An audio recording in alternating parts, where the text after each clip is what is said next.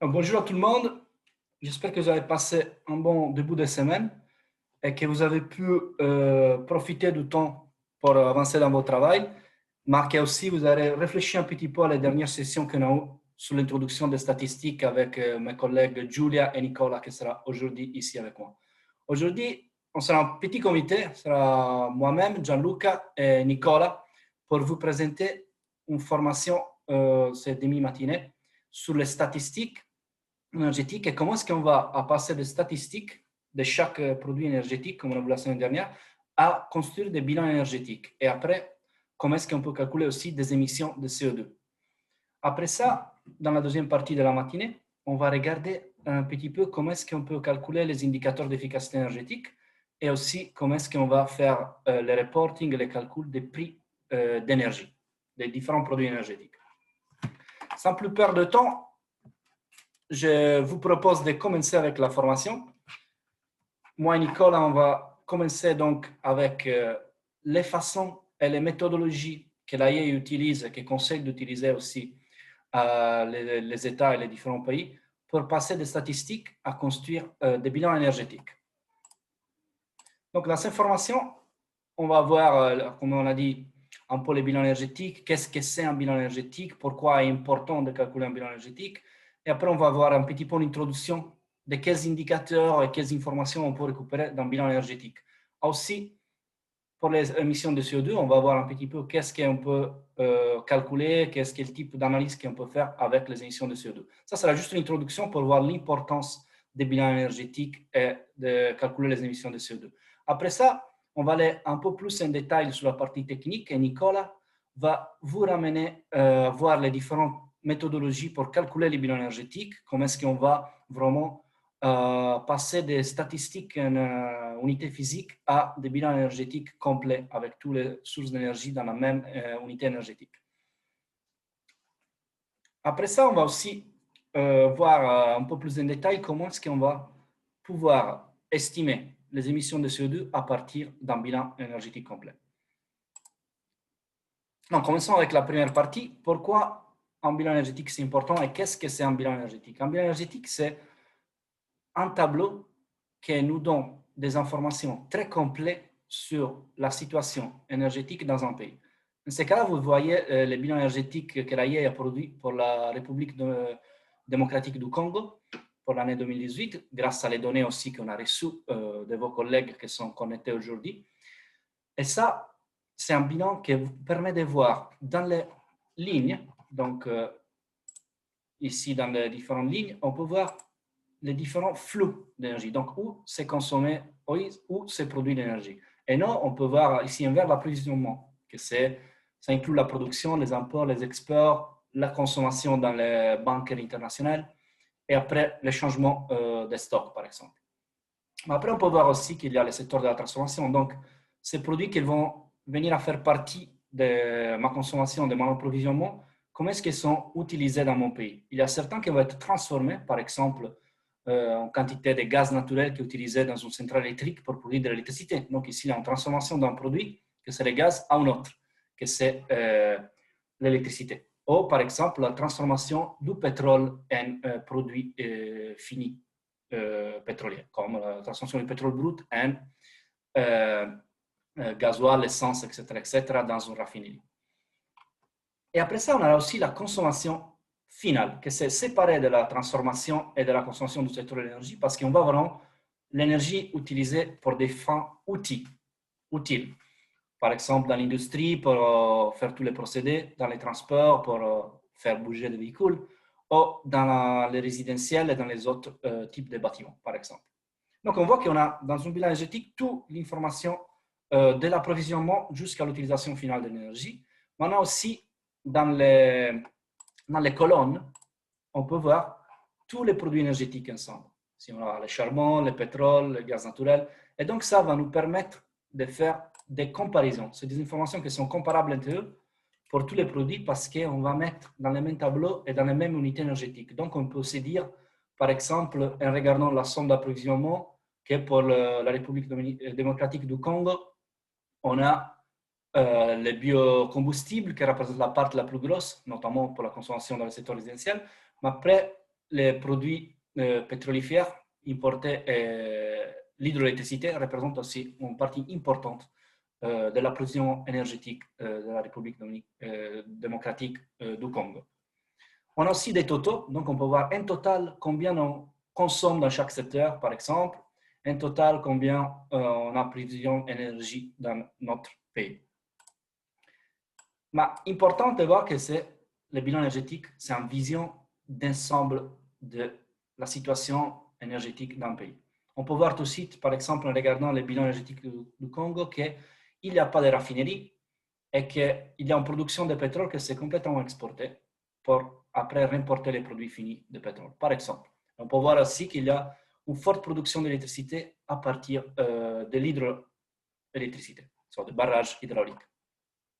Le bilan énergétique peut être représenté aussi en forme différente, par exemple en Sankey flow. C'est un peu la même chose qu'on a vu dans le format tableau, mais ici c'est plutôt en format graphique.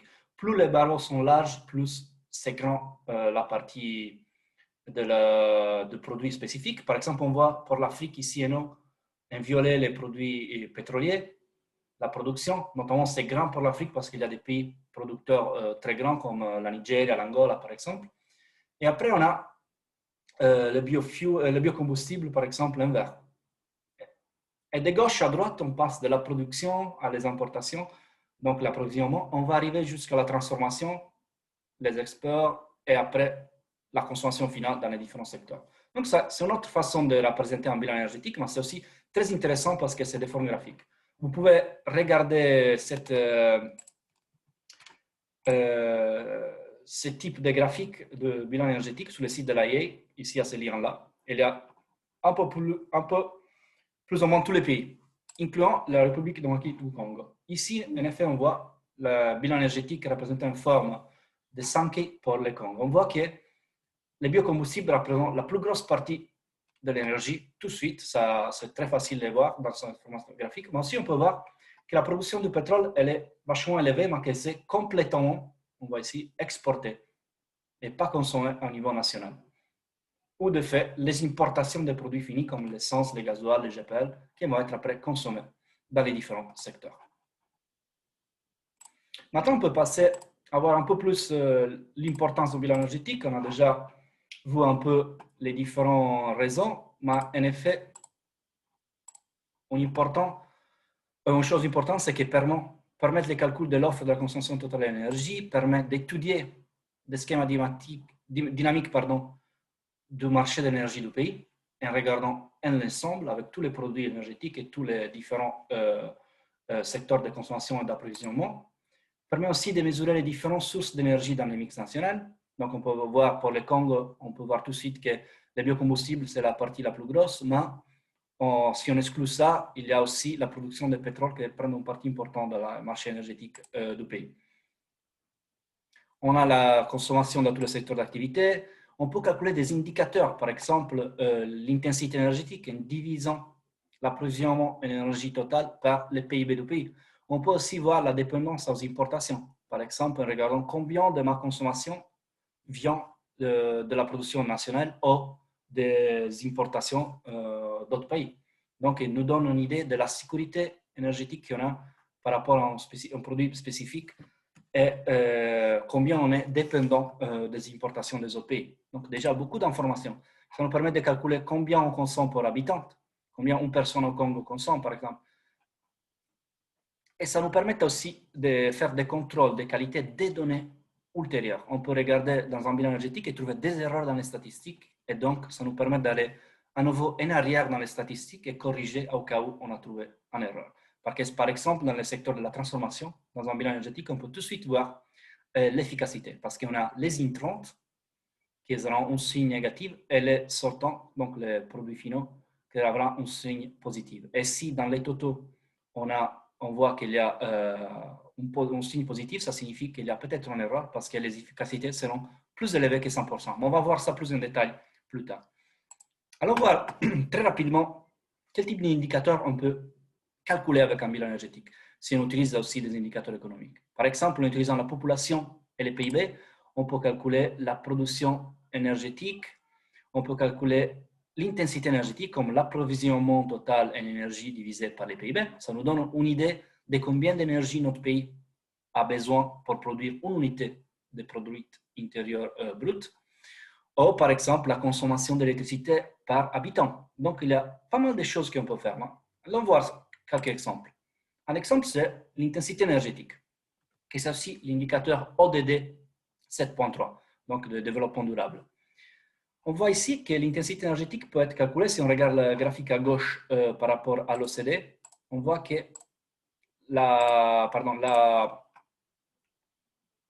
le PIB, en bleu, a vu un croissant très élevé de 1990 jusqu'à aujourd'hui. Par contre, la demande d'énergie, l'approvisionnement, il n'a pas cru aussi vite. Ça, c'est quelque chose, une dynamique qu'on a vu dans les pays de l'OCDE, où il y a un découplement entre les besoins d'énergie et la production économique. Ça, c'est parce qu'il y a bien sûr une augmentation de l'efficacité énergétique, on verra plus tard dans la journée, mais aussi parce qu'il y a un changement des structures dans les pays.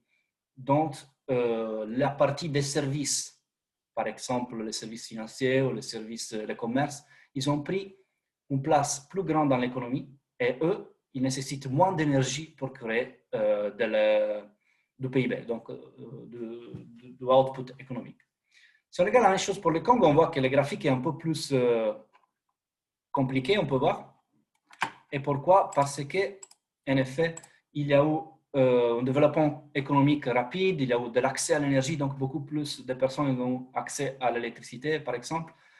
Et ça a ramené du bruit un peu dans ce type d'indicateur. Mais on voit quand même que depuis 2010, on peut dire 2012, l'intensité énergétique au Congo a commencé à rediminuer. Et ça, c'est un bon signe parce que ça signifie quand même que pour produire une unité économique, donc pour produire de la richesse, les pays il est en train d'utiliser moins d'énergie qu'auparavant. On peut aussi comparer avec d'autres régions. On voit ici que, par exemple, le Congo a une intensité énergétique beaucoup plus élevée que les autres pays. Mais ça ne veut pas dire que le Congo a une efficacité énergétique mineure que les autres pays, ou pire. On va voir ça plus tard dans la journée. En effet, cet indicateur n'est pas directement relationné à l'efficacité énergétique. Donc, même si un pays est super efficace, pourrait avoir une intensité énergétique très élevée si la structure de son économie est très différente. Et notamment, en Afrique subsaharienne, il y a un bruit dû à la grande consommation de biocombustibles dans le secteur résidentiel qui va un peu nous fausser les résultats de l'intensité énergétique. Autre chose qu'on peut calculer, c'est l'autosuffisance énergétique. Ici, dans l'exemple pour le Congo, comment est-ce qu'on la calcule? L'autosuffisance est calculée comme l'approvisionnement divisé par les importations.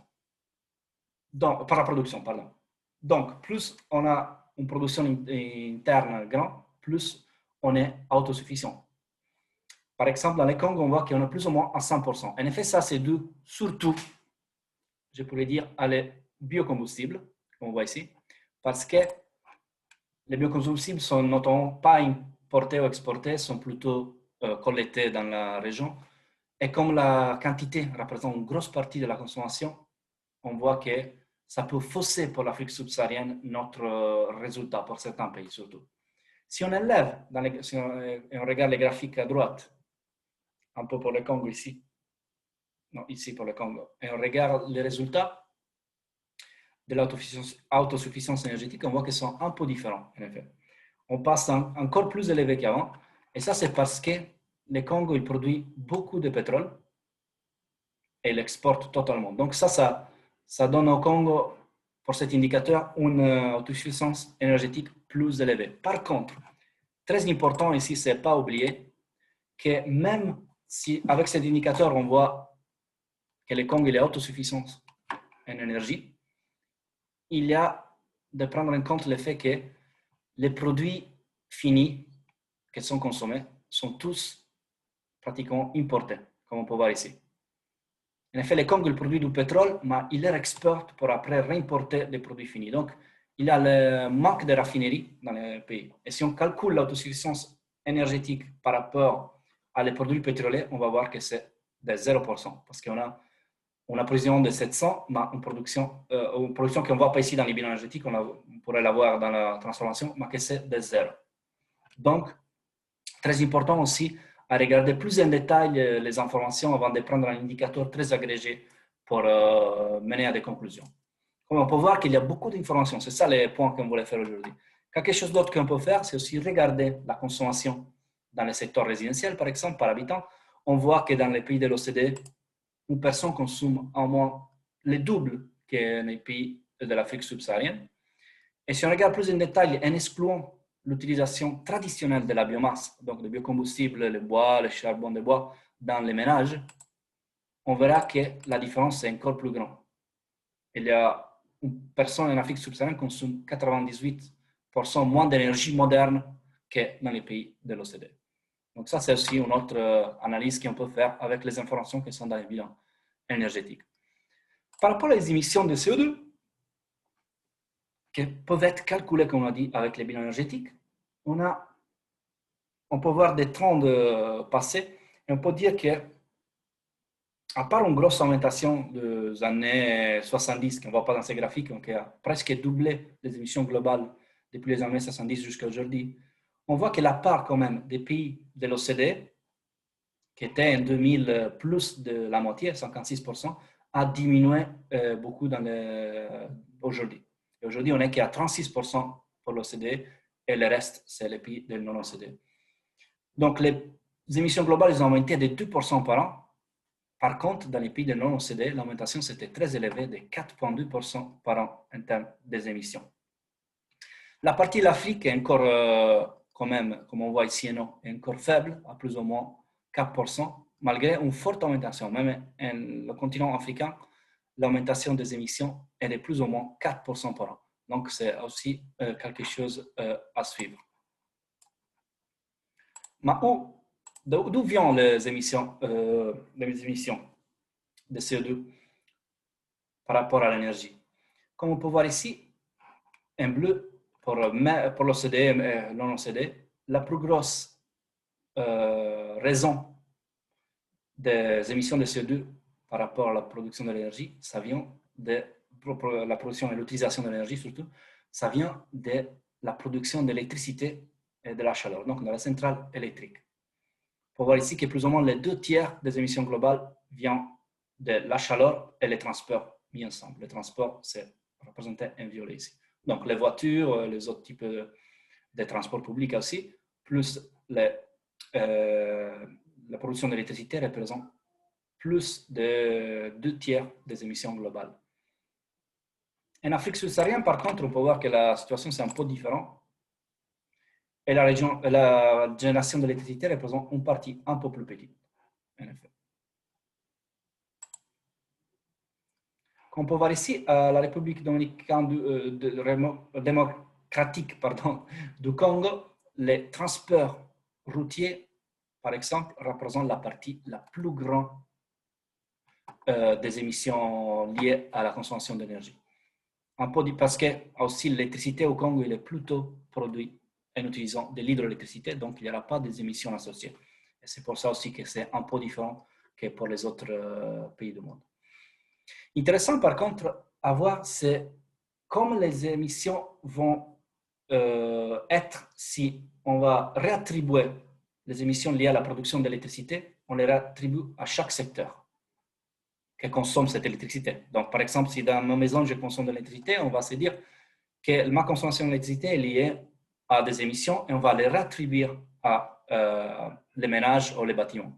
Donc, on voit ici, si on refait ça, les bâtiments et les transports dans l'OCDE représentent une grosse partie des émissions globales. Par contre, si on va regarder hors de l'OCDE, c'est un peu différent.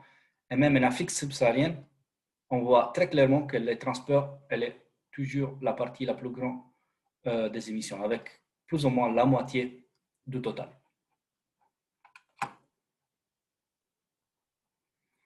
Les autres analyses qu'on peut faire avec les émissions de CO2, c'est l'analyse, par exemple, Kaya, qui va essayer avec les données qu'on peut avoir sur les émissions, les données qu'on a socio-économique, de PIB, de population, ça va nous aider à essayer de trouver les raisons et les facteurs qui ont mené à une tendance de croissance ou de décroissance des émissions de CO2. Par exemple, les pays de l'OCDE, on peut voir en rouge les émissions de CO2. Ils ont augmenté, mais pas beaucoup, sont restés presque stables dans les dernières 30 ans. Mais pourquoi? Il y a eu bien sûr une augmentation de la richesse, du PIB par personne, que c'est ici en vert. Par contre, ça a été ce facteur qui a ramené à augmenter les émissions, il était contrasté par une grosse amélioration de l'intensité énergétique, on voit ici en violet, qui a ramené les émissions vers le bas, mais aussi un mix énergétique moins carboné, ici en bleu. On peut voir aussi que l'augmentation de la population a ramené les émissions vers le haut aussi. Mais si on regarde ça pour, par exemple, l'Afrique en général, on peut voir les émissions, ils ont augmenté beaucoup, ils ont augmenté plus de 2 fois par rapport à 1990. Mais pourquoi? On voit tout de suite que c'est surtout dû à l'augmentation des populations. On voit la population qui augmente ici et ramène les émissions par personne vers le haut. Donc, ça, c'est une des raisons les plus importantes. Après, il y a aussi l'augmentation de la richesse en vert, qui a aussi contribué à l'augmentation des émissions. Et l'amélioration des intensités énergétiques était un peu plus faible que dans les autres pays, mais il a quand même permis de réduire un peu l'augmentation des émissions de CO2. Donc, travailler sur l'intensité énergétique et aussi sur les mix énergétiques ici en bleu pour augmenter la part des énergies renouvelables ou pas carbonées peut aussi aider à réduire les émissions de CO2 pour les tenir vers le bas. Maintenant, on va passer à des questions online comme on avait fait déjà lundi sur menti.com. Je vous demande de vous connecter sur www.menti.com. On va vous donner les codes bientôt et il y aura des petites questions avant de passer à la partie la plus intéressante avec Nicolas. On va voir comment est-ce qu'on va vraiment calculer ça et comment est-ce que vous pouvez appliquer ces techniques à votre travail de tous les jours. Hop, on va passer tout de suite à notre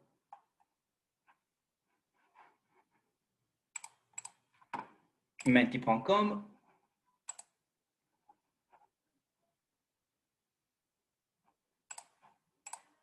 Ici, on y est.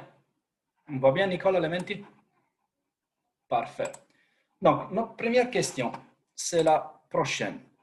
On veut savoir s'il est possible d'avoir un écart statistique. Oh, pardon, j'ai perdu. S'il est possible d'avoir un écart statistique égal à 0 dans un tableau de statistiques en unité physique, donc par exemple un bilan de gaz naturel en cubic mètre ou un bilan du pétrole en baril. Et par contre, un écart statistique différent de 0 dans un bilan énergétique. Le code d'aujourd'hui, dans les menti, c'est les 35, 44, 72, 0. Comme savoir des réponses, je vous laisse le temps.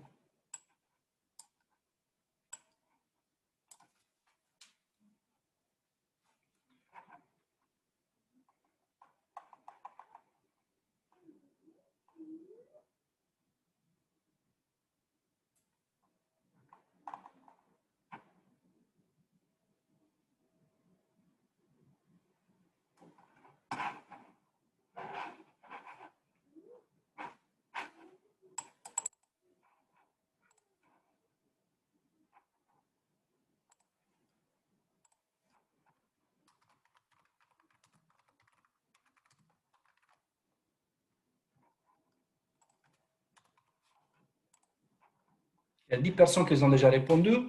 On peut commenter rapidement. La plupart d'entre vous, ils ont dit oui. Et en effet, ça c'est la bonne réponse parce que quand on va passer des unités physiques à unités énergétiques, on utilise des pouvoirs calorifiques et des fois, on n'a pas de pouvoir calorifique parfait. Donc, il y aura des petits soucis après entre les deux. Si ça reste faible, c'est très normal. Par contre, si ça devient très grand, il y a peut-être des soucis plutôt dans le pouvoir calorifique qu'on a utilisé dans les différents secteurs d'approvisionnement et de consommation. Passons-nous à notre question. La prochaine question, c'est sur le bilan énergétique et notamment sur le secteur de la transformation, donc par exemple la production de l'électricité. Si on voit dans la colonne totale, que c'est la somme de toutes les sources énergétiques dans ce secteur de transformation, si on voit un chiffre positif, est-ce ça possible? Il y a trois réponses possibles. Un, c'est oui, ça signifie que l'efficacité est très élevée de la transformation. Non, pas possible. Les totaux dans la transformation sont toujours égaux à zéro. Les entrées sont égales à les sorties. Oh non, le total est toujours négatif car les rendements de transformation sont toujours inférieurs à 100%.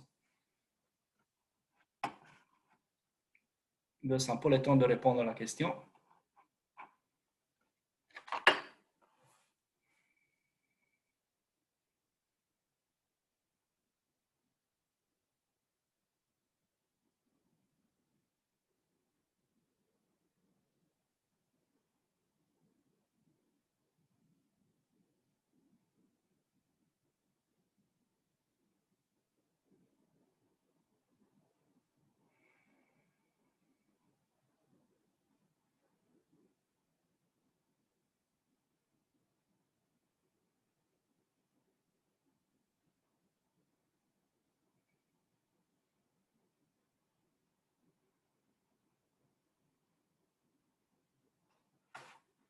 Il y a 11 personnes qui ont répondu.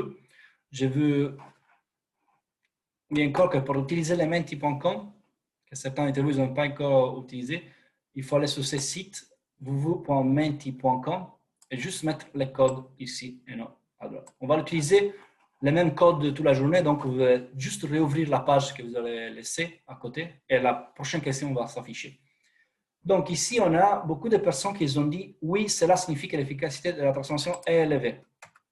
La bonne réponse, c'est en effet la troisième. Et c'est non, parce que dans les totaux, on a la somme entre les entrants et les sortants dans une transformation. Donc, par exemple, si on a de la production d'électricité par gaz naturel, et on s'est dit qu'on a 100 terajoules de gaz naturel utilisés pour la production d'électricité, et on va avoir une efficacité de 30%. Donc, on aura 30 terajoules d'électricité. Le gaz naturel va être reporté en négatif parce que c'est un intrant, donc ça va diminuer après la consommation dans les autres secteurs. Mais l'électricité est positive, donc on a la somme de moins 100 plus 30, qui ça fait moins 70, et en effet, c'est toujours négatif. Ça peut être égal à zéro aussi, parce que, par exemple, la production de l'hydroélectricité, on considère qu'il n'y a pas de perte, donc s'il n'y a que de l'hydroélectricité, on peut avoir un zéro. Par contre, ça ne peut jamais être négatif. Et si c'est négatif, on doit regarder pourquoi. Il y a peut-être un souci dans les données qu'on a rapportées en entrée ou en sortie. Ça, c'est pour toutes les transformations. Ce n'est pas que pour l'électricité, ça peut être pour la raffinerie, ça peut être pour la production de charbon de bois, etc., etc.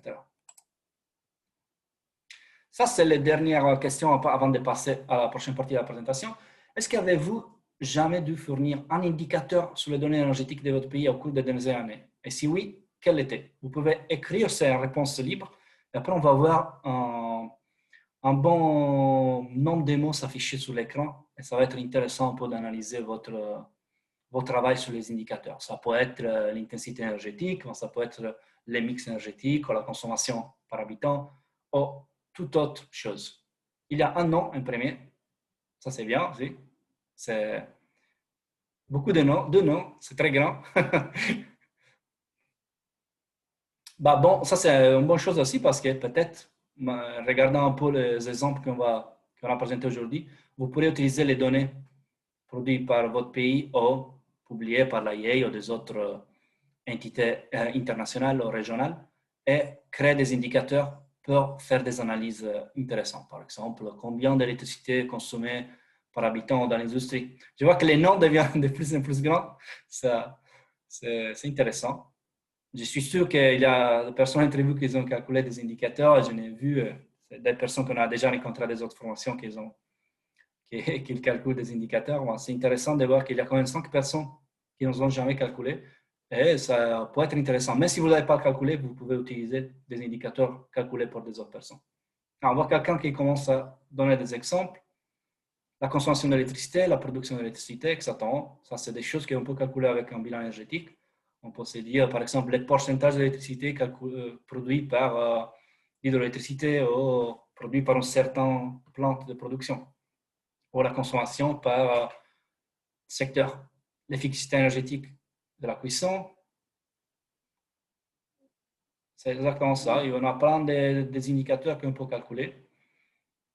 Même en allant plus en détail qu'un bilan énergétique, en effet, l'efficacité énergétique de la cuisson a besoin de plus de données que les bilans énergétiques. C'est un indicateur très important d'efficacité, comme on verra plus tôt dans la journée dans la partie d'indicateurs d'efficacité énergétique.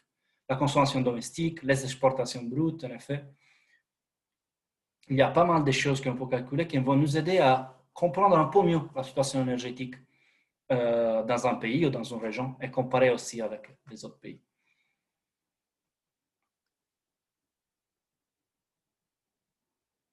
Donc, je pense qu'on peut maintenant commencer avec la partie intéressante avec Nicolas.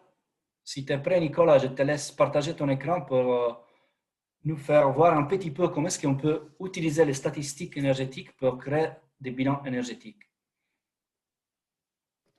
Mais je ne suis pas d'accord, Gianluca, ta partie était très intéressante aussi. Apparemment, tu as désactivé ma possibilité de partager mon écran. Peut-être coupe le tien et on va relancer ainsi.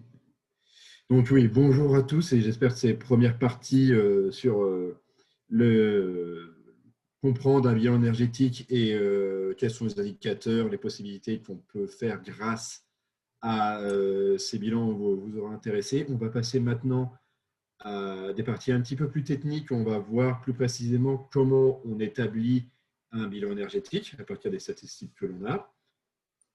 J'aime renommer cette partie l'importance des pouvoirs calorifiques. Bon, maintenant, tu peux partager l'écran. Oui, tout à fait, tout à fait. Voilà. Ah ouais, ouais, nous aussi. Donc l'importance des pouvoirs calorifiques, il s'agit d'un des éléments clés pour construire votre bilan. Le reste, il s'agit juste d'établir le format et le tableau que l'on souhaite, la forme de la matrice que l'on souhaite avoir ensuite.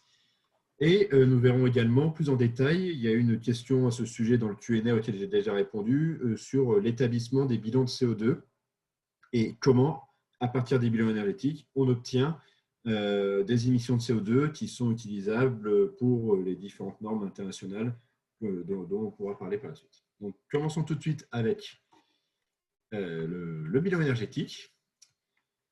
Donc, un bilan énergétique, comment on fait pour l'obtenir à partir de statistiques? Donc, on a, comme on l'a vu hier, des statistiques par produit. Donc, vous aurez une quantité d'un produit pétrolier importé ou consommé dans votre pays. Vous aurez une quantité d'électricité produite par votre barrage. Vous aurez d'autres éléments. Et pour passer de ces statistiques à un bilan, on applique une multiplication par les pouvoirs calorifiques.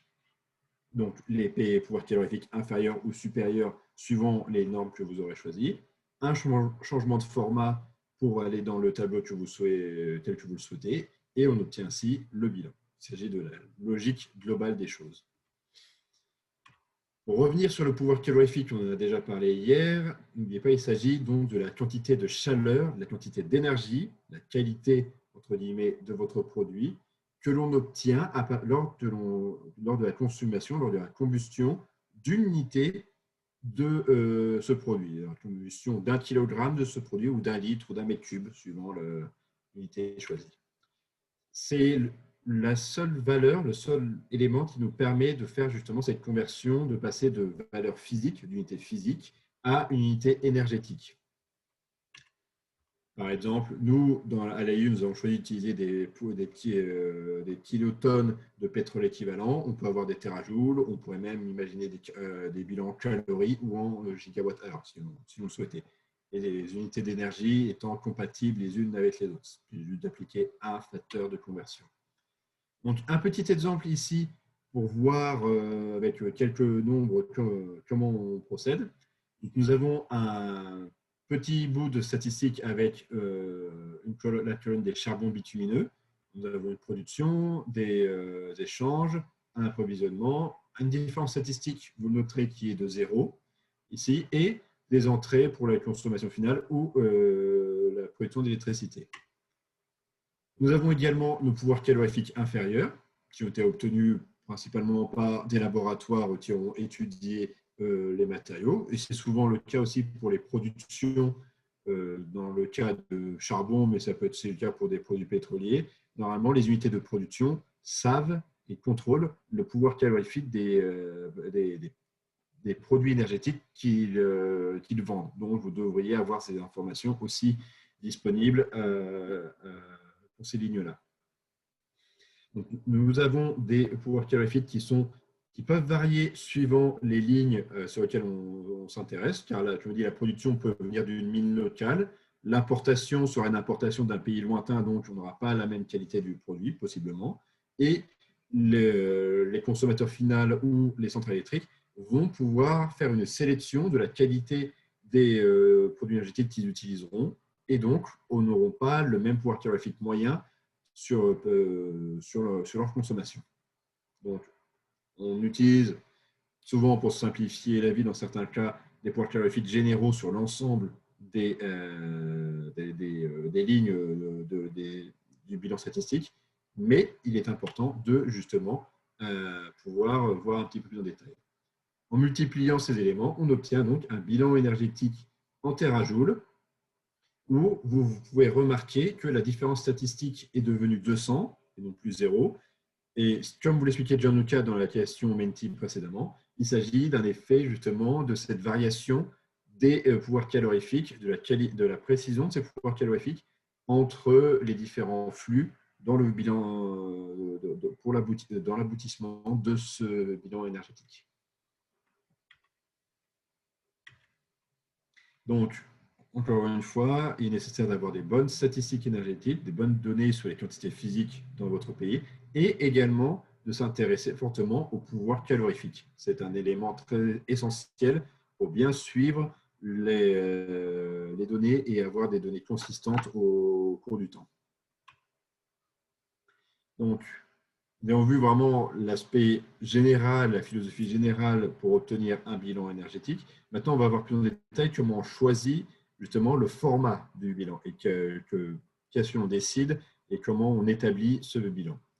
Donc, il y a 5 grandes étapes que nous allons voir ensemble. Donc, la toute première, le choix d'une unité commune. Comme Gianluca vous le disait dans les premières slides, un bilan énergétique a cette particularité qu'il est entièrement fait dans une seule unité. Tous les produits, tous les flux de consommation et de production sont dans la même unité, ce qui rend tous les éléments comparables les uns avec les autres. Mais il faut choisir dans quelle unité on se place. Là, nous avons quelques exemples d'unités énergétiques qui disent donc, les unités thermiques britanniques, les tonnes d'équivalent pétrole, les joules, les watts-heure. Et à l'AIE, nous avons choisi d'utiliser la tonne équivalent pétrole. Entre autres, car, comme on l'expliquait historiquement, l'AIE avait commencé tout d'abord à travailler sur les stocks de pétrole, d'où l'importance, mais aussi également car c'est une unité qui est plus compréhensible pour le public de manière générale, car on se rend mieux compte d'une tonne de pétrole, de ce que ça représente physiquement, que ce que peut représenter un watt-heure pour certaines personnes qui auraient du mal ou un joule, qui scientifiquement sont plus probants, mais sont moins utilisables pour le grand public. Et nous obtenons ainsi des bilans énergétiques en milliers de tonnes d'équivalent pétrole.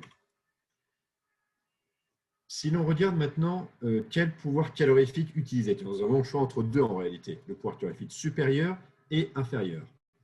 La différence entre les deux, pour rappel, étant la chaleur latente de la vapeur d'eau produite lors de la combustion. Rappelez-vous, lorsque vous avez une unité d'un produit énergétique quelconque qui est brûlé, tout l'ensemble de la chaleur émise n'est pas réutilisable pour la transformation en une autre ressource. On a justement une différence, une part d'eau qui s'échappe et qui ne peut pas être utilisée par la machine.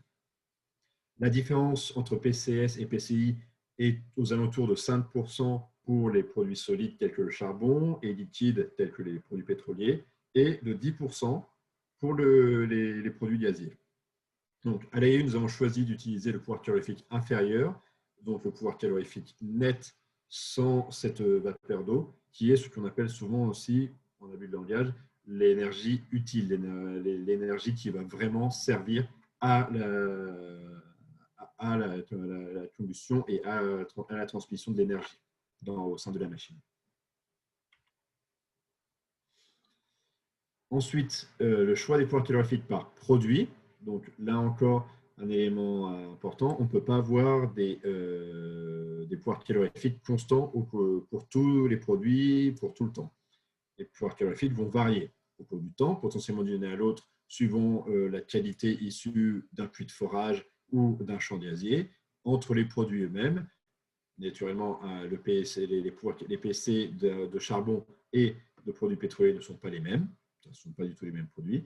D'un pays à l'autre aussi, car on va avoir certains pays qui importeront ou produiront des produits de plus ou moins bonne qualité suivant les ressources sur place, suivant leurs moyens et suivant les politiques appliquées au sein du pays. Et d'un flux à l'autre, comme je vous l'ai expliqué précédemment, les secteurs de commerce ne consommeront pas la même qualité de produits énergétiques qu'une centrale de production électrique, par exemple. Ensuite, une fois que l'on a établi les unités et les pouvoirs calorifiques qu'on utilise, il faut déterminer les équivalents primaires pour les sources non combustibles. Rappelez-vous, on a parlé hier dans la partie sur l'électricité pour les statistiques énergétiques. Pour certains produits des bilans énergétiques, on n'a pas de combustion. Nous avons des sources d'électricité primaires qui sont utilisées. Dans le cas, par exemple, vous voyez dans le tableau ci-dessous, des barrages hydrauliques, du nucléaire, de l'énergie géothermale. Là, il s'agit vraiment d'un choix méthodologique sur comment on établit son bilan. Et nous avons suivi les recommandations internationales pour les statistiques énergétiques, donc établies par l'ONU, ce qui permet normalement d'avoir une comparaison avec l'ensemble des pays mondiaux. Et c'est la méthodologie que nous recommandons. Ouais. Libre à vous de voir si vous pensez trouver si d'autres méthodologies vous conviennent mieux aux situations du pays. Dans notre idée, c'est celle-ci qui est la plus simple au final à appliquer et pour communiquer auprès des personnes. Donc, on se concentre, lorsque les combustibles sont brûlés dans une centrale thermique, sur l'entrée de combustible pour la transformation, ce qui est une donnée mesurable. Donc, par exemple, sur la ligne en dessous, pour le charbon, coal ou les produits pétroliers, on a une entrée négative de ces produits au sein de la centrale. Donc, une entrée négative, une entrée marquée négative car elle rentre dans la centrale, donc on retire cet élément au total du produit. Pour les analyses solaires, éoliennes, marémotrices, nucléaires et autres, la sortie est claire. On a une quantité d'électricité et de chaleur qui est produite, qui est mesurée et qui sera rapportée dans la ligne électricité. Mais quid de l'entrée? Comment présenter l'entrée d'énergie dans une centrale nucléaire ou dans une centrale géothermique? Il est nécessaire de définir pour cela la forme d'énergie primaire qui est considérée, qui va être étudiée dans votre bilan. La chaleur sera considérée pour le solaire thermique, la géothermie et le nucléaire. Donc, il s'agit de la chaleur d'entrée, de la chaleur impliquée sur le panneau solaire thermique, de la chaleur émise par le noyau nucléaire pour l'ensemble nucléaire ou de la chaleur récupérée de l'intérieur des profondeurs de la Terre pour la géothermie. Dans le cas on va choisir l'électricité comme source primaire. Pour le cas de l'hydroélectricité, il s'agira de l'électricité, du potentiel électrique à l'entrée de la turbine, de l'électricité émise par le panneau solaire, les cellules photovoltaïques, et de l'électricité issue de la turbine de l'éolienne.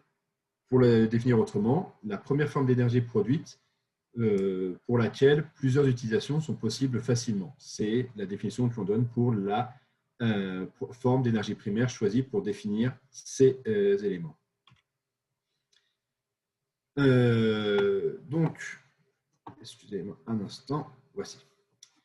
La méthode de calcul pour l'équivalent d'énergie primaire, donc, on se base sur ce qu'on appelle la méthode de contenu en énergie physique. Donc, en entrée, on aura le contenu en énergie physique de la source primaire d'énergie et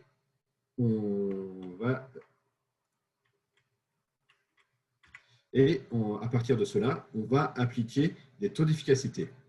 Mettons, pour les expliquer plus clairement, on imagine pour le cas de l'hydroélectricité, pour prendre plus simple, on mesure la quantité d'électricité à la sortie de la turbine, à la sortie de la chute d'eau, donc l'hydroélectricité qui est produite par le barrage. Et on va considérer que c'est l'élément de sortie de cette centrale électrique. Pour calculer l'élément d'entrée, on va estimer qu'en réalité, au lieu de mesurer l'énergie potentielle de l'eau derrière le barrage, on se contente de dire qu'il y avait un potentiel électrique, il y avait une quantité d'énergie électrique avant la turbine et on aura une autre après. Et on y applique une efficacité de transformation.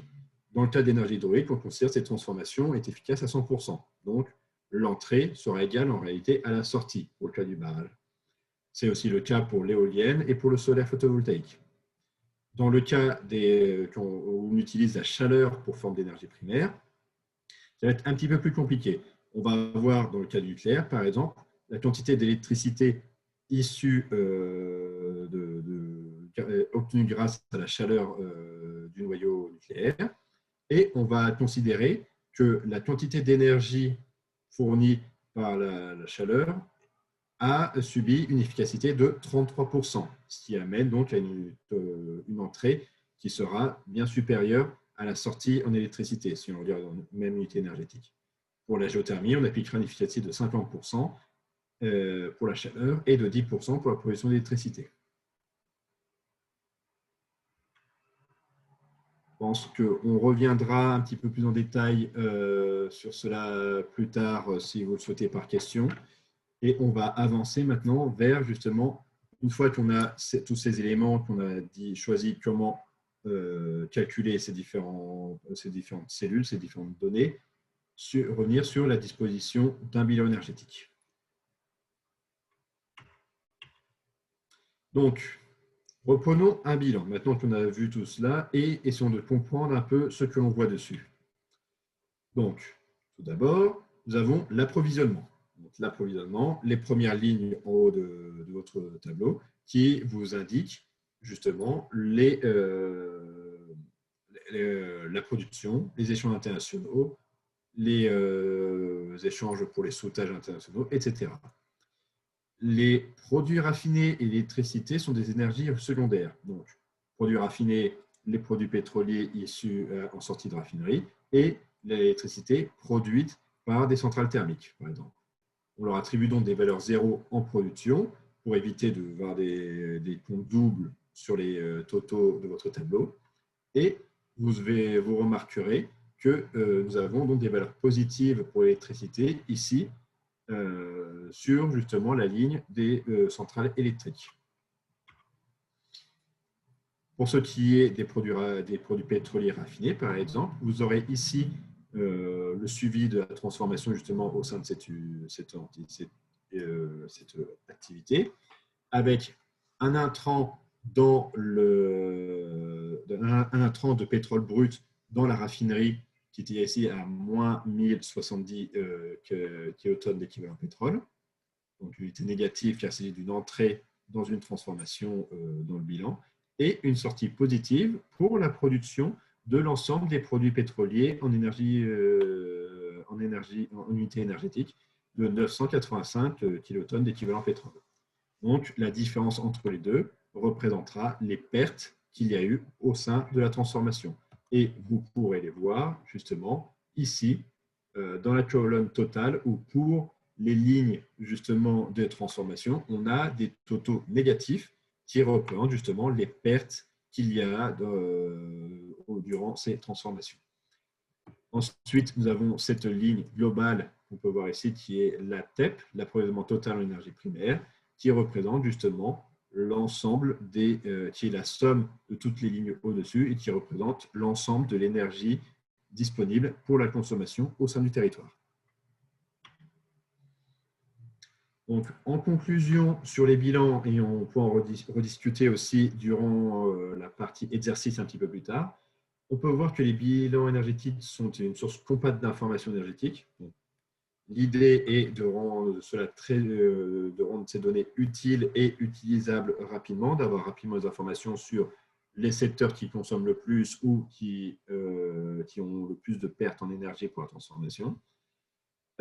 Il requiert d'avoir des bonnes statistiques énergétiques. On n'a pas de bon bilan si on n'a pas des bonnes statistiques solides avec des pouvoirs calorifiques et des données précises, cohérentes dans le temps et avec des unités qui sont correctes.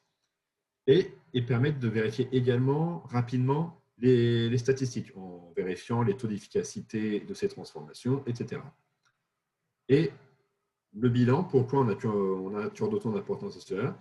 Ils sont à la base des indicateurs énergétiques, de la comptabilité, des estimations de CO2, des projections et de la modélisation. C'est la base sur laquelle on construira tout le reste du travail sur les données énergétiques par la suite, d'où leur importance. Maintenant, nous allons voir justement une des premières utilisations qu'on peut faire de ces bilans énergétiques, qui est les estimations des émissions de CO2. Gianluca, tu souhaites dire quelque Nicolas, chose? oui, on a une question peut-être à répondre maintenant. Il y a quelqu'un, M. Cambou Célestin, qui demande quelle efficacité on utilise pour les solaires thermiques. Parce qu'en effet, on a montré les photovoltaïques, on a montré la géothermie, etc. Je te laisse répondre. Alors, le solaire thermique, eh bien, vous me posez une colle. Je n'arrive pas à me souvenir précisément de la valeur ici. Laissez-moi Bon, ressortir. on peut Voilà, la donner, oui. voilà, je la donnerai, mais dommage avec le fond.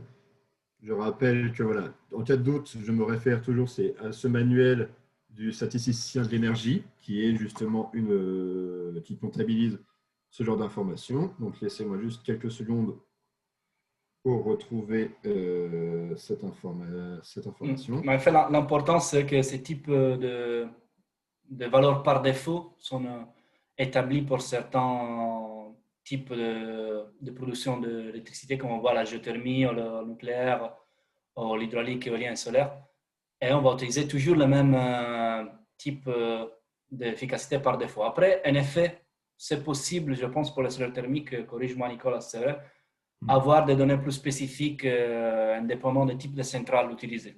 Parce qu'on sait qu'il y a des centrales un peu plus efficaces que d'autres. Mais ça, c'est une façon de faire qui permet de ne pas aller trop en détail avec les données, pouvoir calculer des bilans énergétiques de façon plus simple. Donc, après avoir vérifié rapidement, je dirais 33% pour l'efficacité du solaire thermique. Je reviendrai vers vous si jamais j'ai une autre information un petit peu plus précise. Mais normalement, ça devrait être dans ces valeurs-là, en effet. Et après, il y a Merci aussi beaucoup. la demande sur le PV, je pense que je peux la répondre, c'est la source primaire est l'électricité à la sortie des onduleurs. Et en effet, c'est ça qu'on prend en compte. C'est l'électricité produit utile qui va sortir des onduleurs. Ce n'est pas la première électricité en courant continu, mais l'électricité après des petites pertes de conversion dans les onduleurs aussi. Que c'est l'électricité qui va rentrer après dans les réseaux, en effet. Quoi d'autre? Maintenant, on va passer, je pense, à la partie avec Nicolas de CO2. Peut-être, Nicolas, comme on a avancé un peu, pas trop vite, en effet, on peut se concentrer plutôt sur la partie technique. Tu peux aller Oui, plus rapidement sur la partie introduction. C'est intéressant quand même pour gagner un peu de temps et passer plus de temps sur les exercices. oui, tout à fait. Donc,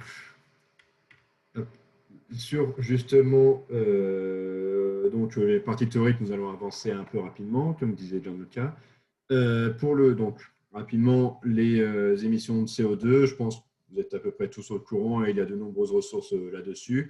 L'effet de serre est justement un effet du réchauffement de la planète du fait de l'augmentation de certains gaz dans l'atmosphère qui entraînent la capture et le maintien sur la surface de la Terre d'émissions infrarouges principalement qui entraînent un réchauffement global de l'atmosphère, réchauffement qui entraînera par la suite des effets sur le climat, des effets sur la viabilité de certains endroits pour des espèces précises et entre autres des variations aussi de salinité dans les océans et de la température globale de la planète. Cette augmentation de température est mesurée et mesurable, et on constate justement des augmentations très rapides depuis le début de l'ère industrielle, avec justement ici des projections qui ont été faites par justement le groupe de travail sur le changement climatique des Nations Unies jusqu'à 2100. On voit différents scénarios, et c'est un travail qui se fait beaucoup par scénario, de savoir si l'on se maintient ou non dans les politiques actuelles, si on applique certaines politiques d'efficacité énergétique, si on augmente la quantité de pétrole ou pas consommé par les sociétés, etc. Pour tenter de voir justement quelles pourraient être les conséquences dans les années à venir, juste aux horizons 2050 et 2100. On reviendra plus en détail dans les parties modélisation, justement, sur ces différents types de scénarios. Retenez simplement que pour le moment, il y a l'accord de Paris qui est en vigueur et qui fait que chaque pays a déterminé des contributions à son niveau national pour limiter l'augmentation des gaz à effet de serre dans l'atmosphère. Ces contributions ont été soumises à l'ONU, ils sont disponibles en ligne, vous pouvez consulter pour tous les pays signataires. Et ces contributions visent justement à limiter à 2 degrés l'augmentation de la température de la planète d'ici 2050, avec un objectif à 1,5 degré. Donc, pour la partie plus technique, de quoi allons-nous parler précisément quand on parle d'estimation des émissions de gaz à effet de serre? Justement, le groupe de travail sur le changement climatique des Nations Unies a établi 5 grands items justement pour l'inventaire des GES ou gaz à effet de serre. Vous verrez GES plus souvent dans la présentation. L'inventaire des gaz à effet de serre au niveau national. Donc, nous avons tout d'abord l'énergie, aussi les processus industriels et les usages des produits, l'agriculture, la sylviculture, les déchets et un onglet qu'on appelle autres. Ici, on se concentre sur l'onglet que l'on appelle énergie. Dans cet onglet énergie, il y a encore 3 sous-onglets et nous, on se concentre sur l'activité de combustion des carburants. Donc, typiquement, brûler de l'essence ou brûler du charbon ou brûler du gaz naturel, pour le présenter de manière très simple. On pourrait croire sur ce premier schéma qu'il s'agit d'un élément petit dans l'ensemble de l'inventaire des GES. En réalité, cela représente plus des 2 tiers des émissions de CO2 sur l'ensemble des émissions de GES. Donc en réalité, une fois qu'on a fait ce travail-là, on a une bonne image, déjà on a une bonne approximation des émissions de gaz à effet de serre d'un pays. Donc, comment l'AIE estime ces émissions? Donc, encore une fois, on part des statistiques énergétiques nationales. On y applique des pouvoirs calorifiques pour obtenir des balances énergétiques. Et c'est là vous le connaissez déjà, mais là, nous rentrons dans une nouvelle étape. En appliquant les recommandations du GIEC, du groupe d'experts sur les changements climatiques, on applique ce que l'on appelle des facteurs d'émission. Ces facteurs d'émission sont des facteurs établis par produit et par flux pour estimer l'intensité carbone, on dira, de telle ou telle activité. On va avoir un exemple un petit peu plus loin, mais cela nous permet d'avoir justement les émissions de CO2 par combustion. Donc, on applique cette méthodologie, donc IPCC ou GIEC, les deux sont équivalents, donc du tiers 1. Donc, le principe de cette méthodologie est de dire que tout le carbone contenu dans le carburant, lorsque ce carburant est brûlé, est oxydé et sera réémis sous forme de CO2. Donc, on considère que l'ensemble du carbone contenu dans un produit sera émis en CO2 lors de sa combustion. Donc, on utilise ainsi uniquement les données de consommation des carburants qu'on appelle aussi activité au sein d'un pays. Donc, on se concentre sur les activités au sein des frontières de ce pays. Cela a rapport à une question qui a été posée un petit peu plus tôt dans le chat. Et donc, pour calculer les émissions de CO2, on fait tout simplement la somme des facteurs d'émission fournis par le GIEC. Donc, c'est ces facteurs d'émission qui sont en kilogrammes de CO2 émis par unité d'énergie de carburant de fuel consommé. Et on multiplie ce facteur d'émission par la consommation en unité énergétique de ce fuel précisément, avec une somme qui se fait pour tous les types de carburants présents dans le bilan. Donc ensuite, on fait la somme de tous les secteurs où les combustions ont lieu. Donc, on va avoir les consommations finales totales avec l'industrie, etc. Et on va avoir également les entrées dans la production d'électricité et de chaleur, qui seront un onglet important de ce calcul des émissions de CO2. Et on prend aussi en compte, évidemment, les consommations propres des industries de l'énergie, par exemple la raffinerie. Les facteurs d'émission, comme je vous le disais, sont variables et changent d'un produit à l'autre. Et on va voir, par exemple, certains produits comme les charbons qui ont justement un facteur d'émission très, très élevé. Et on va avoir d'autres produits comme le gaz naturel qui vont avoir des facteurs d'émission beaucoup plus bas. Donc, en conclusion, rapidement, juste sur certains éléments avant de passer aux exercices, on verra justement comment on calcule ces émissions de CO2. Donc, l'influence des humains sur le climat est indéniable et on mesure effectivement l'influence de l'évolution de ces gaz à effet de serre. On va avoir une mitigation des émissions qui va nécessiter que tous les pays, indépendamment de leurs besoins énergétiques et des infrastructures présentes, consomment de l'énergie de manière durable. D'où l'importance des contributions nationales et des engagements politiques et du suivi des données, car des informations à jour et précises sur les consommations d'énergie et les émissions de gaz à effet de serre sont essentielles pour justement savoir quelles doivent être les politiques et quelles sont les nécessités auxquelles les pays doivent faire face pour limiter ces émissions. Donc, encore une fois, des bonnes statistiques sont essentielles pour l'estimation des émissions de gaz à effet de serre. Et là, nous allons passer l'exercice, mais je crois qu'il y a Bénédicte Condat qui lève sa main. Le message ne cesse de s'afficher sur mon écran. Alors, peut-on prendre en compte les émissions de CO2 dans les importations d'électricité? Non, les émissions de CO2 se concentrent dans notre méthodologie sur les quantités brûlées de carburant au sein du territoire. Donc, on va se concentrer justement sur, sur le carburant brûlé dans une centrale électrique au sein du territoire. Mais une importation d'électricité, dans la méthodologie telle qu'on la voit, ne provoque pas de consommation de carburant, donc d'émissions de CO2. Comme je l'expliquais à un autre de vos collègues qui parlait d'un premier exemple des machines ou du ciment produit pour créer un barrage, il s'agit là en réalité de ce qu'on appelle des analyses de cycle de vie.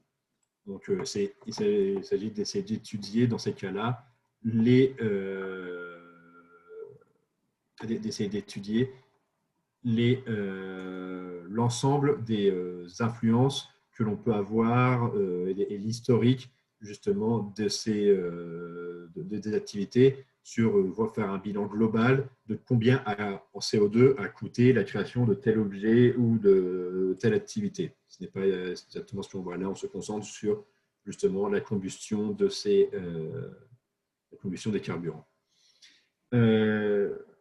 Nous allons passer donc à l'exercice qui vous avait été envoyé. Donc, j'espère que vous avez eu le temps d'y jeter un œil. On va tout d'abord commencer par parler dedans de l'établissement d'un bilan énergétique, justement. Donc, dans la première partie de l'exercice sur les statistiques, nous avions des statistiques que vous avez pu établir dans certaines unités. Et à partir de ces données, dans cet exercice-ci, vous pouviez établir, justement, vous aviez la possibilité d'établir un bilan énergétique. Donc, la première question vous est demandée était de voir pourquoi les données relatives aux centrales électriques, au charbon et au pétrole brut en raffinerie, donc ces cellules ici et ici, étaient négatives et pourquoi celles-ci étaient positives. Donc, pour rappel, on a discuté précédemment en parlant des bilans énergétiques. Les entrées dans les systèmes de transformation sont négatives dans les bilans énergétiques et les sorties sont positives. Donc, la quantité de charbon ici qui est brûlée dans la centrale électrique sera marquée comme positive et la quantité de produits pétroliers créés à partir du pétrole brut seront marquées positives ici. Donc, à partir des résultats de l'exercice 1, donc à partir des données que vous obteniez précédemment, il fallait compléter le bilan simplifié ci-contre. Donc, en utilisant les terajoules comme unité pour le bilan. Donc, non pas les tonnes d'équivalent pétrole, mais des terajoules, ce qui correspond souvent aux unités qu'on aura dans les pouvoirs calorifiques. Donc, ce qui permettra de vous simplifier un petit peu la vie. Donc, vous pouvez renseigner les données sur le gaz naturel, l'hydroélectricité, le solaire photovoltaïque et l'éolien. En vous rappelant que ici, on utilise le pouvoir calorifique inférieur, donc le même que pour ce que nous utilisons à l'AIE. Et dans le pouvoir exercice 1, on utilisait le pouvoir calorifique supérieur. Donc, il y a dans votre calcul une conversion à faire de 95% pour les produits charbonneux et pétroliers et 90% pour le gaz naturel. Dans le cas, par exemple, de la production d'électricité hydraulique, comme je vous le disais, on utilise par convention une énergie primaire électrique produite avec une efficacité de 100%. Donc, nous aurons ici la production d'électricité de votre barrage marquée positivement de 431 terajoules. Et donc, le premier point de mesure d'électricité, mais on va considérer que l'ensemble de cette production va à 100% dans la centrale électrique hydraulique et se retrouvera en sortie un peu plus loin dans la production totale d'électricité ici. Donc, dans la colonne électricité, la ligne centrale d'électricité, désolé, il y a un bruit en arrière-plan. Donc, comme je vous le disais, dans la colonne électricité, ligne centrale électrique, nous avons l'ensemble de la production d'électricité. Comme vous avez ici l'ensemble des produits pétroliers issus de votre raffinerie, ici vous avez l'ensemble de l'électricité produite par l'ensemble de vos centrales électriques au sein du pays, où on aura les valeurs positives, ainsi que le 431 terajoules issus de l'hydroélectricité. De même, pour le solaire photovoltaïque et l'éolien, on applique une efficacité à 100%. Notez également que dans beaucoup des bilans, et les nôtres également à l'AIE, nous rajoutons au bilan énergétique une ligne finale tout en bas qui, elle, s'exprime en gigawattheure, où l'on renseigne les productions d'électricité par produit énergétique, ce qui permet s'y rajoute une ligne d'information très importante pour beaucoup de personnes, à savoir permettre de calculer rapidement l'efficacité des transformations électriques par produit. Souvent, ce qui correspond par centrale, par type de centrale au sein du pays, et qui est très intéressant pour beaucoup de décideurs politiques. Une fois que vous aviez obtenu que vous avez pu remplir toutes ces cases jaunes dans votre bilan, il y avait d'abord une petite question justement sur un indicateur que vous pouviez utiliser qui est l'efficacité du raffinage. Donc, le calcul se trouve ici. Pour calculer l'efficacité de ce raffinage, c'est très simple. Il suffit de diviser comme on est en unité énergétique ici, il n'y a pas de conversion à faire. Il suffit de diviser l'ensemble des produits pétroliers issus du raffinage par l'ensemble du pétrole brut en entrée de ce raffinage et de voir justement en pourcentage où on se place, à quel pourcentage on est. Et l'on voit tout de suite, c'est que l'on a 107% d'efficacité dans une raffinerie. Rappelez-vous, si on travaille ici, en énergie. Donc, ce que veut dire ce 107%, c'est qu'au cours du processus de raffinage, on a, d'une manière ou d'une autre, ajouté de l'énergie, qui crée de l'énergie à partir du vide. Physiquement, ce n'est pas possible. Donc, il y a un problème de nos données. Il y a un problème de nos données car, de manière générale, on s'attend à avoir plutôt une efficacité de raffinage, on dira qu'il oscille entre 95 et 98% dans les processus de raffinage auxquels on s'attend. La question serait alors, où est l'erreur? Et est-ce qu'on peut deviner quelle erreur c'est? Comme nous avons deux données, ce sera soit sur la donnée d'entrée en raffinerie, soit sur la donnée de sortie. Un indicateur qui peut nous orienter vers nos recherches est que pour la colonne produits pétroliers, ici, nous avons un écart statistique ici de 156 terajoules, qui est très élevé. L'écart statistique, pour rappel, est la différence entre la partie approvisionnement total et la partie demande en dessous, ce qui permet de voir si ces données coïncident ou pas. Dans le cas du pétrole brut, on voit par exemple un très faible écart statistique. Donc, l'apport et la consommation au sein du pays correspondent l'une à l'autre. Et un petit écart comme cela peut venir soit de problèmes d'arrondi dans les statistiques, soit simplement de pertes qui ne sont pas renseignées dans les bonnes lignes. Ici, ce fort écart statistique peut indiquer que probablement les données issues du raffinage ici sont trop élevées et que l'on a justement un surplus de produits issus de la raffinerie, peut-être un double comptage ou simplement une erreur dans la donnée, et ce qui vaudra le coup d'être étudié. Enfin, dernière question, on va voir maintenant, à partir de ce bilan, faire un calcul d'émissions de CO2. Il vous est demandé de calculer les émissions de CO2 pour l'approvisionnement total et la production d'électricité pour chaque combustible fossile et pour le total. Donc, comment procède-t-on? Nous avons des facteurs de conversion pour transformer de water à terajoule donnés ici et des facteurs d'émission comme ceux fournis par le GIEC dans ce tableau-là. Ce sont ces premières valeurs que nous allons utiliser. Donc, ce que l'on fait, c'est on regarde les émissions en kilotonnes de CO2 pour l'approvisionnement total. Donc, prenons ici l'exemple du charbon. Pour le charbon, on s'intéresse à l'approvisionnement total en charbon. Donc, ici, 8600 terajoules. À cet approvisionnement total, on va appliquer le facteur d'émission. Pour simplifier l'exercice, on a des facteurs d'émission qui sont communs à l'ensemble des flux. Dans la vraie vie, ces facteurs sont un petit peu plus variés, mais là, pour l'exemple, on a simplifié les choses. Facteur d'émission, attention, qui est en tonnes de CO2 par terajoule. Donc, il y a une petite conversion à faire en divisant par 1000 pour obtenir les kilotonnes de CO2. Et en faisant ce calcul, on obtient 843 kilotonnes de CO2 émis par la consommation totale de CO2, de charbon, excusez-moi, dans le pays. Si l'on regarde la production d'électricité, même calcul, sauf que l'on prend cette fois l'entrée ici des centrales électriques. Donc on voit que si justement ces 843 kilotonnes de dioxyde de carbone produits par l'activité du pays à partir du charbon, on a justement 809 qui venaient de la production d'électricité. Donc, même chose pour les différents produits. On ne va pas s'attarder trop sur le calcul qui, je pense, est assez simple pour vous. Et un total des émissions du pays qui sera justement la somme de la ligne. Dernière question avant de prendre quelques minutes de pause et passer aux indicateurs d'efficacité énergétique. On nous demandait de calculer l'intensité de dioxyde de carbone de la production d'électricité au sein du pays.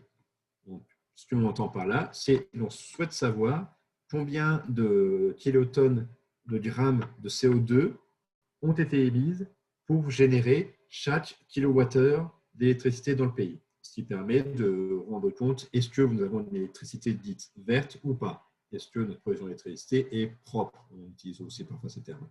Ce qui est une donnée très intéressante pour beaucoup de décideurs politiques. Donc, pour ce faire, comment procédons-nous? Eh bien, nous allons prendre la quantité de dioxyde de carbone émise par l'activité de production d'électricité que nous avions obtenue précédemment. Donc, pour le charbon, par exemple, ici, 809 kilotonnes de CO2. Et nous allons lui diviser la production d'électricité que nous avions obtenue précédemment, ce qui nous donnera ainsi une quantité de CO2 par quantité d'électricité.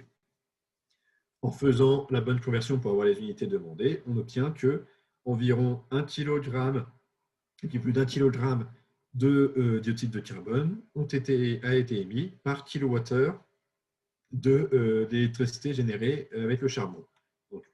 C'est là qu'on voit bien justement pour une très faible différence en production d'électricité entre le charbon et le gaz naturel, on voit la différence ici sur la masse de dioxyde du carbone émise dans l'atmosphère pour chacun de ces deux produits. D'où ce que vous avez expliqué dans la présentation l'a dit, l'intérêt du gaz naturel pour beaucoup de pays qui est présenté comme un carburant fossile plus propre, émettant moins de CO2 que le reste des carburants fossiles. Et je pense qu'avec ceci, j'ai fait le tour de l'exercice. Avons-nous eu des questions pendant ce temps-là, Gianluca, auxquelles on pourrait répondre? Non, il n'y a pas de questions pour le moment. J'ai répondu en question, c'était un peu pas lié directement à l'exercice, donc je l'ai répondu en écrit. Je pense qu'on peut faire une petite pause jusqu'à 10h25 et après on recommence avec les indicateurs d'efficacité et les prix de l'énergie. Donc, le temps de regarder un peu ces emails, de prendre un petit café et après on revient pour continuer avec les présentations. Merci beaucoup Nicolas, merci beaucoup à tous d'être présents et bonne pause, profitez bien. On revient bientôt.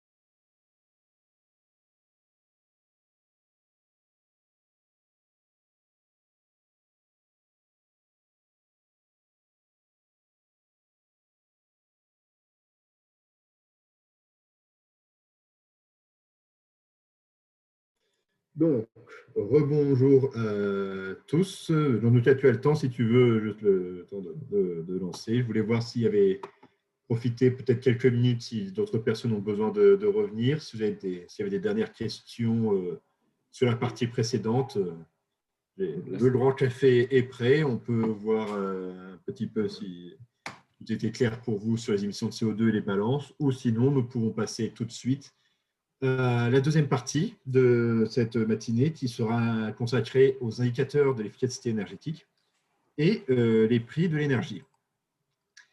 Donc, j'attends de voir